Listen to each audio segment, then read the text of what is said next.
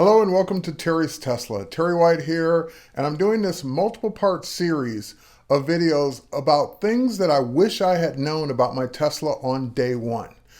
There were some things that I discovered along the way that I was like, hitting myself in the head saying, God, I wish I'd known that earlier, or I wish I'd known that on day one. My friends that drive Teslas, same thing. I tell them about features and they're like, I didn't know you could do it that way, or I didn't know you could do that. And I know what you might be thinking, well, Terry, isn't everything you're about to show in the manual, or most things are in the manual and we can just look them up? Probably, but number one, most people don't read the manual. And number two, even if you were thinking that there's a way that something can be done, you may not know what it's called, you may not know even what to look for in the manual, or you may not even think to look something up because you don't know it's capable.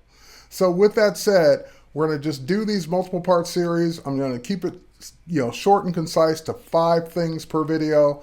That way you can digest them on your leisure and quickly get to those things that I wish I'd known on day one. So with that, let's get started.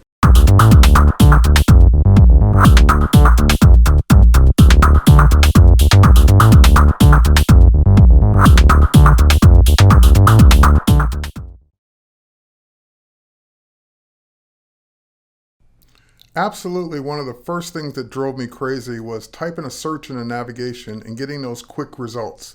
The problem is the quick results were usually not what I was really looking for, or I couldn't tell which one was the closest.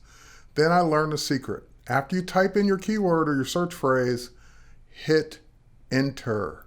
When you hit the enter key, that actually performs the search and gives you the real results and lists the distance and everything.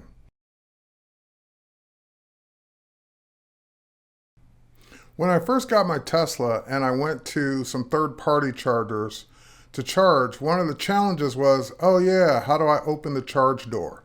Well, I'd have to either get in the car or use the app. And then I learned if you just tap the charge door, if your car is unlocked, it opens. And then you can just plug in. And yes, the same thing works on Tesla Model 3 as well. Just tap the charge door. If the car is unlocked, it will just open and then you can plug in your charger.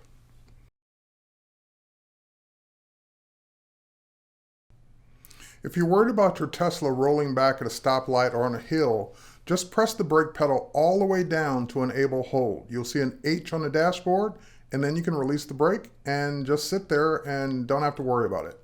When you're ready to go again, you can either press the accelerator or just tap the brake one time to release hold.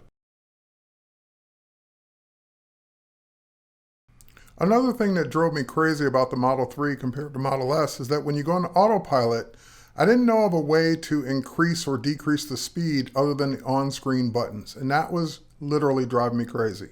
Then I discovered you can actually do it from the right control knob. If you just scroll up, it will increase the speed, scroll down, it will decrease the speed.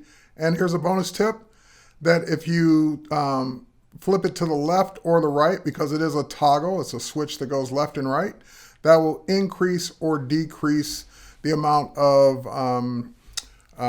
cars or car lengths you want autopilot to follow the car in front of you. So again, scrolling the wheel up will increase your speed, scrolling down will decrease, and I love it.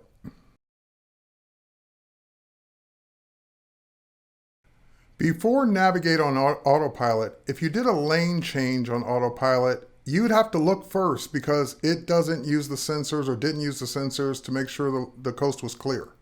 Now with Navigate on Autopilot, it uses the cameras and sensors to detect blind spots, and even if you initiate a lane change, it will wait until the coast is clear before you make that change, before it makes that change actually automatically.